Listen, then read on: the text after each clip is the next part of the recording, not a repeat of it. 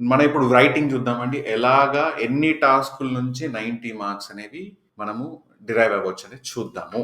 మొదటగా summarise return text అండి. Important task ఇది. దీని ద్వారా మనకి రైటింగ్‌లో 15 ఒకదాని నుంచి 15 ఏసుకున్నా గూడా 15+15 అంటే దగ్గర దగ్గర 30 మార్క్స్ వస్తాయి దీని ద్వారా.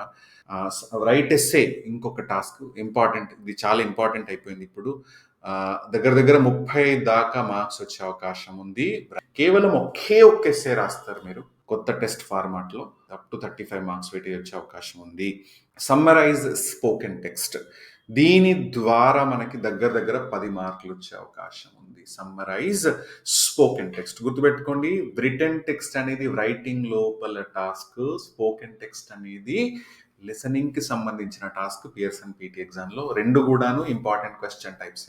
సో రైట్ ఫ్రమ్ డిక్టేషన్ కూడా ఏంటంటే మనకి లిసనింగ్ కి సంబంధించిన టాస్కే. దీని నుంచి కూడా మనకి మంచి రైటింగ్ స్కోర్ అనేది రావడం జరుగుతుంది. దగ్గర దగ్గర 15 మార్క్స్ మనం రైట్ ఫ్రమ్ డిక్టేషన్ ని బాగా ఆన్సర్ చేసినట్టయితే ఎగ్జామ్లో 15 మార్కులు దరిదాపుగా ఇక్కడ నుంచి వస్తాయి. సో ఈ 4 టాస్క్ల ద్వారానే మీకు 90 మార్కులు అనేది మీరు సంపాదించగలుగుతారు.